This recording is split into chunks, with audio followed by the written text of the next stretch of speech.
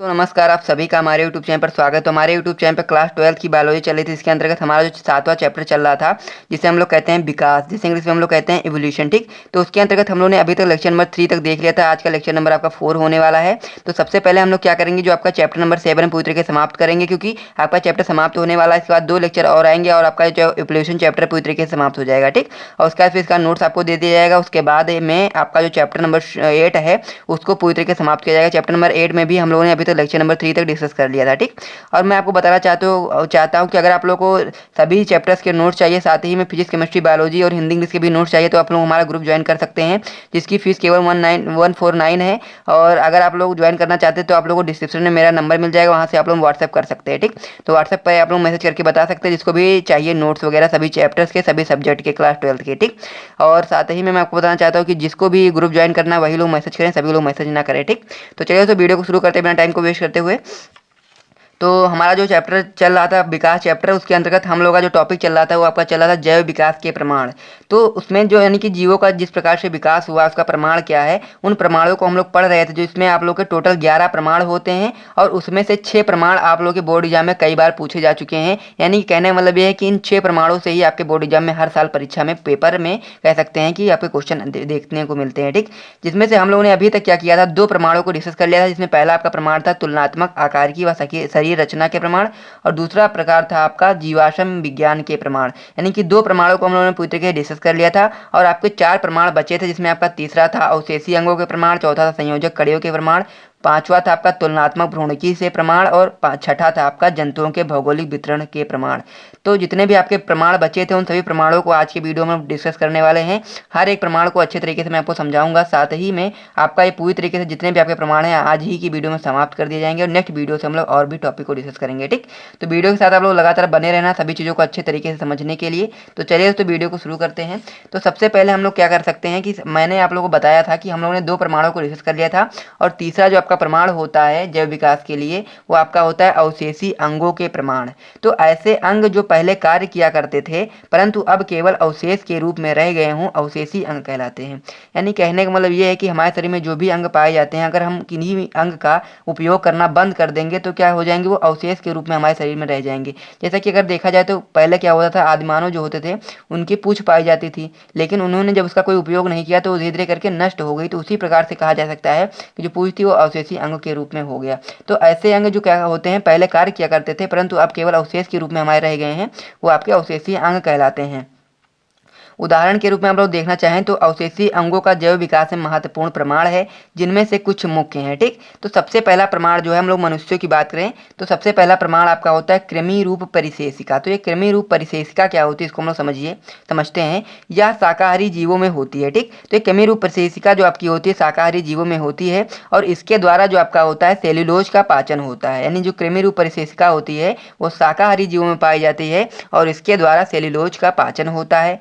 परंतु मनुष्य के जो पूर्वज थे शाकाहारी प्राणी थे, लेकिन उन्होंने क्या किया, सेल्यूलोज की कमी होने के कारण अवशेषी अंग के रूप में रह गया। ठीक, यानी कहने का मतलब ये है कि जब हमारे शरीर में सेल्यूलोज की कमी होती गई तो इसका कोई भी यूज रह ही नहीं गया, तो इसलिए हमारे शरीर में अवशेषी अंग के रूप में रह गया। तो ये कृमि रूप परिशेषिका आपको अच्छे तरीके से समझ में आ गया होगा कि कृमि रूप परिशेषिका जो आपका होता है शाकाहारी जीवों में पाया जाता है, साथ ही में ये सेल्यूलोज का पाचन का कार्य करता है। लेकिन जब हमारे शरीर में सेल्यूलोज की कमी हो गई तो उसकी वजह से इसका कोई कार्य रह नहीं गया, इसकी वजह से ये हमारा अवशेषी अंग के रूप में हमारे शरीर में रह गया। ठीक, अगला जो आपका प्रकार होता है वो आपका होता है निमेषक पटल। अब ये निमेषक पटल क्या होता है इसको समझिए। यह मनुष्य के नेत्र के भीतर पाई जाती है, लेकिन यह मानव के लिए अनुपयोगी परंतु मेढक, पक्षी आदि के लिए उपयोगी है। ठीक, तो ये निमेषक पटल का कार्य क्या होता है, तो निमेषक पटल जो हमारा होता है ये हमारे नेत्र के पीछे पाई जाती थी, लेकिन इसका कार्य ये होता था कि ये जब हम लोग पानी वगैरह में जाते थे तो वहाँ पे अभी हम लोग को सभी चीज़ें अच्छे तरीके से दिखाई देती थी, लेकिन हम लोगों ने क्या किया, पानी वगैरह में उतना जाना रहता नहीं है, तो इसकी वजह से ये भी आपका एक अवशेषी अंग के रूप में रह गया। ठीक, और साथ ही भी अगर देखा जाए तो ये मनुष्य के लिए कैसा हो गया, अनुपयोगी हो गया, क्योंकि हम लोग क्या करते हैं, नदी वगैरह में उतना जाते नहीं है, तो इसके लिए हमारे मनुष्य के लिए अनुपयोगी हो गया। वहीं पर अगर हम लोग मेढक और पक्षी की बात करें तो उनके लिए लिए ये उपयोगी है। तीसरा आपका पॉइंट होता है जो आपका होता है अक्ल दांत, यानी कि अक्ल दांत क्या होता है, जैसा कि आप लोग जानते हो कि बुद्धि दांत भी इसे कहते हैं। तो यह मनुष्य में तृतीय मोलक दंत की उपस्थिति होती है, ये एक अवशेषी अंग के रूप में होता है। तो जो अक्ल दांत होता है आपका जो आपका कह सकते हैं मुंह होता है, सबसे अंदर जो होता है, सबसे अंदर वाले भाग में उपस्थित होता है अक्ल दांत। तो वहाँ तक खाना वगैरह जाता नहीं, जिसकी वजह से इसका कोई भी कार्य होता नहीं है, जिसकी वजह से ये भी आपका एक अवशेषी अंग के रूप में रह गया। ठीक, फिर हम लोग बात करें एक और एग्जाम्पल की, तो कीवी और शुतुरमुर्ग ऐसे पक्षी हैं जिनके पंख तो होते हैं परंतु उनमें उड़ने की क्षमता नहीं होती। ठीक, तो कीवी और शुतुरमुर्ग क्या हैं, पक्षी हैं और उनमें पंख भी होते हैं, लेकिन पंख क्या होते हैं, उड़ने की सहायता नहीं करते हैं। कह सकते हैं कि ये उड़ने में सक्षम नहीं होते हैं। ठीक, तब ये उड़ने में सक्षम नहीं होते हैं, यानी कि पंखों का कोई काम ही नहीं रह गया। पंख का काम क्या होता है, उड़ना ही तो होता है।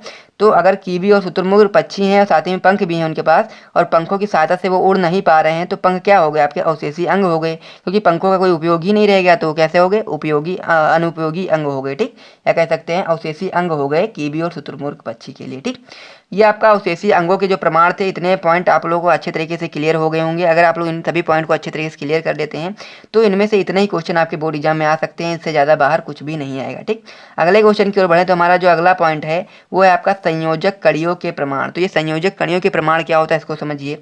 ऐसे जीव जिनमें दो वर्गों या फिर दो जातियों के लक्षण पाए जाते हैं। ठीक, होता यह है कि ऐसे जीव जिनमें क्या हो, दो वर्गों के लक्षण पाए जाएं, फिर दो जातियों के लक्षण पाए जाएं, या फिर कह सकते हैं दो वर्गों की जो बीच की कड़ी होती है उसे हम लोग संयोजक कड़ी कहते हैं। ठीक, या फिर कह सकते हैं अर्थात दोनों वर्गों के बीच की जो कड़ी होती है उसे हम लोग संयोजक कड़ी कहते हैं। या फिर कह सकते हैं कि दो जातियों के बीच की जो कड़ी होती है, दो जातियों के लक्षणों के बीच की जो कड़ी होती है उसे हम लोग संयोजक कड़ी कहते हैं। ठीक, अब संयोजक कड़ी को हम लोग उदाहरण के माध्यम से समझ लेते हैं। ठीक, तो सबसे पहला उदाहरण क्या है, विषाणु। तो विषाणु क्या होता है, इसे हम लोग इंग्लिश में कहते हैं वायरस। तो विषाणु होता है सजीव एवं निर्जीव के बीच की संयोजक कड़ी, क्योंकि जो विषाणु होता है जब शरीर के बाहर होता है तो निर्जीव होता है, जो शरीर के अंदर हमारे आ जाता है तो कैसा हो जाता है, सजीव हो जाता है। तो इसलिए हम लोग कह सकते हैं विषाणु यानी कि वायरस सजीव एवं निर्जीव की संयोजक कड़ी है। ठीक, सजीव और निर्जीव के बीच की क्या है, संयोजक कड़ी है। दूसरा पॉइंट आपका होता है युगलीना, या जंतु और पौधों के बीच की संयोजक कड़ी, यानी कि इनमें क्या होता है, जंतु और पौधों दोनों के लक्षण पाए जाते हैं, इसलिए हम लोग कह सकते हैं कि यह जंतु और पौधों के बीच की संयोजक कड़ी है। तीसरा आपका जो इंपॉर्टेंट पॉइंट होता है वो क्या होता है, पेरिपेट्स, या एनेलिडा तथा आर्थ्रोपोडा के विकास को प्रमाणित करता है, यानी कि इन दोनों के विकास को प्रमाणित करता है, इसलिए हम लोग कह सकते हैं कि यह एनेलिडा और आर्थ्रोपोडा के बीच की संयोजक कड़ी है। अगला जो आपका प्रकार होता है, अगला जो उदाहरण है वो आपका है नियोपिलिन, या एनेलिडा और मोलस्का के मध्य की संयोजक कड़ी होती है। उतना इंपॉर्टेंट नहीं है लेकिन मैंने लिख दिया है ताकि आप लोग अच्छे तरीके से सब कुछ चीज़ें पढ़ते रहें। चौथा आपका जो पांचवा होता है वो आपका होता है आर्कीऑप्टेरिक्स, ये आपका लिए बहुत ज़्यादा महत्वपूर्ण है। आर्कीऑप्टेरिक्स, तो यह पक्षी तथा सरीसृप बीच की संयोजक कड़ी, यानी कि इसमें क्या होता है, पक्षी और सरीसृप दोनों के बीच की संयोजक कड़ी क्या कहलाती है, आपकी आर्कीऑप्टेरिक्स कहलाती है। और आपका जो छठा होता है एग्जाम्पल वो आपका होता है एकिडना, तो इसे हम लोग क्या कहते हैं, सरीसृपों और स्तनियों की बीच की कड़ी कहते हैं। ठीक, तो इन सभी पॉइंट को आप लोग अच्छे तरीके से तैयार कर लेना, 1-2 नंबर में क्वेश्चन बन सकते हैं, तो आप लोग इन्हें अच्छे तरीके से पढ़ लेना। ठीक, फिर आपका जो पांचवा प्रकार होता है, यानी कह सकते हैं जो आपका जैव विकास का जो पांचवा प्रमाण होता है वो आपका होता है तुलनात्मक भ्रूणकी से प्रमाण। ठीक, तो इसमें क्या क्या चीजें होती हैं इनको हम लोग समझते हैं। अब अलग अलग जीवों में भिन्न भिन्न प्रकार के भ्रूणों का निर्माण होता है, यानी पृथ्वी पर बहुत सारे जीव पाए जाते हैं और सभी भी जीवों में क्या होता है, भिन्न भिन्न प्रकार के भ्रूणों का निर्माण होता है। कुछ जातियों में भ्रूण को पहचानना मुश्किल हो जाता है, कुछ जातियाँ ऐसी भी होती हैं जिनके भ्रूण कैसे होते हैं, एकदम समान होते हैं, या फिर कह सकते हैं कि उनके भ्रूण में अत्यधिक समानताएं पाई जाती हैं, इसकी वजह से हम लोग इसको पहचान नहीं पाते सही से। ठीक, तो होता यही चीज़ें आगे लिखिए, क्योंकि इनमें क्या होता है, अत्यधिक समानताएं पाई जाती हैं, इनका विकास होने पर ही इनको पहचाना जा सकता है। ठीक, यानी कि जब ये भ्रूण की अवस्था में होते हैं तो इनको पहचानना मुश्किल होता है, क्योंकि इन जो भ्रूण होते हैं, इन दोनों के भ्रूणों की हम लोग बात करें तो इनमें क्या होता है, अत्यधिक समानताएं पाई जाती हैं। तो क्या होता है, जब इनका विकास होता है तभी हम लोग इनको पहचान सकते हैं ये किसका भ्रूण है। तो एग्जाम्पल के रूप में आप लोग देख सकते हैं, जैसे मछली, सुअर, कछुए, मुर्गी और मनुष्य का जो भ्रूण होता है वो एकदम एक समान होता है। ठीक, देखने में कैसा होता है, एकदम एक समान देखने में लगता है, यानी कि मछली, सुअर, कछुआ, मुर्गे और मनुष्य का जो भ्रूण होता है लगभग एक समान दिखाई देता है। इसी के आधार पर कहा जा सकता है कि मनुष्य का जो विकास है वो किसी मछली जैसे प्राणी से हुआ है। ठीक, तो इस प्रकार से हम लोग कह सकते हैं कि मछली का जो भ्रूण है और जो मनुष्य का भ्रूण है देखने में एकदम समान है, तो इसलिए हम लोग इस बात को कह सकते हैं कि जो मनुष्य का विकास हुआ है वो मछली जैसे किसी प्राणी से हुआ है। तो अगला जो आपका पॉइंट है वो आपका है वान बेयर ने इसी आधार पर बायोजेनेटिक नियम का प्रतिपादन किया। ठीक, तो ये चीज़ आपको ध्यान रखनी है कि जो बायोजेनेटिक नियम का जो प्रतिपादन किया वो किसने किया था, वान बेयर ने किया था। और बायोजेनेटिक के बारे में हम लोग थोड़ी सी और जानकारी प्राप्त कर लेते हैं। ठीक, तो बायोजेनेटिक क्या होता है उसे समझते हैं। तो बायोजेनेटिक नियम क्या होता है इसको समझिए। इस नियम के अनुसार भ्रूण में पहले सामान्य लक्षण, फिर क्या होता है बाद में विशेष लक्षण दिखाई देते हैं।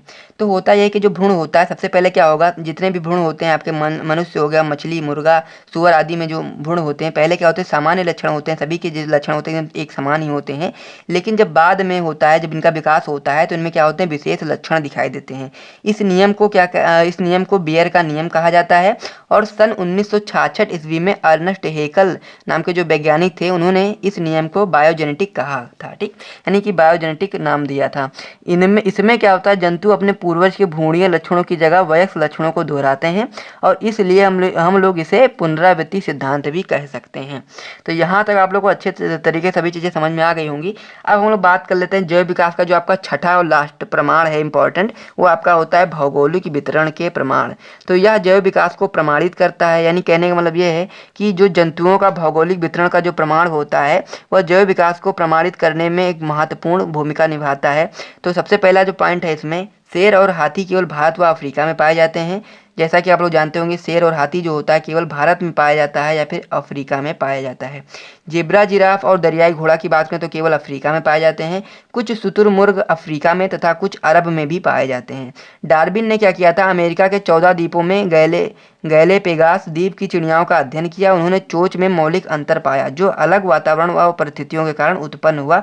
इन चिड़ियों को डार्विन की फिंचे कहते हैं। ठीक, तो ये चीज़ आपको ध्यान रखनी है कि ये जो मेन पॉइंट आपका यहाँ लास्ट वाला जो पॉइंट है कि डार्विन ने क्या किया था, जो अमेरिका था उनके 14 द्वीपों में उन्होंने गैलेपेगास द्वीप की चिड़ियाओं का अध्ययन किया। तो उन्होंने क्या देखा कि जो उनके चोंच थे उनमें क्या था, मौलिक अंतर पाया गया। ठीक, तो उन्होंने क्या बताया कि जो अलग वातावरण और परिस्थितियों के कारण उत्पन्न हुआ था। ठीक, इस प्रकार से हम लोग कह सकते हैं कि जैसे कि मान लीजिए कि हर एक जगह, जैसे भी मान लीजिए आप लोग इंडिया में हैं तो इंडिया का कह सकते हैं जो भी आपका परिस्थितियाँ होती हैं, वातावरण होते हैं दूसरी तरीके से होते हैं। अगर अमेरिका में जाएंगे तो वहीं वातावरण और परिस्थितियाँ दूसरी प्रकार की होती हैं, जिसकी वजह से उनके शरीर में भी बहुत सारे बदलाव देखने को मिलते हैं। तो इसीलिए हम लोग इसे कह सकते हैं कि भौगोलिक वितरण के प्रमाण। तो इतनी सारी चीज़ें थी इस वीडियो में पढ़ने के लिए, तो हम लोगों ने इस वीडियो को अच्छे तरीके से समझ लिया है। और जितने भी आपके जैव विकास के प्रमाण होते हैं इंपॉर्टेंट आपके बोर्ड परीक्षा में आने लायक, उन सभी प्रमाणों को अच्छे तरीके से डिस्कस कर लिया है। ठीक, मिलते हैं नेक्स्ट वीडियो में। अगर आपको वीडियो पसंद आए तो वीडियो को लाइक कर दे, चैनल को कर दे सब्सक्राइब। मिलते हैं नेक्स्ट वीडियो में, तब तक के लिए जय हिंद।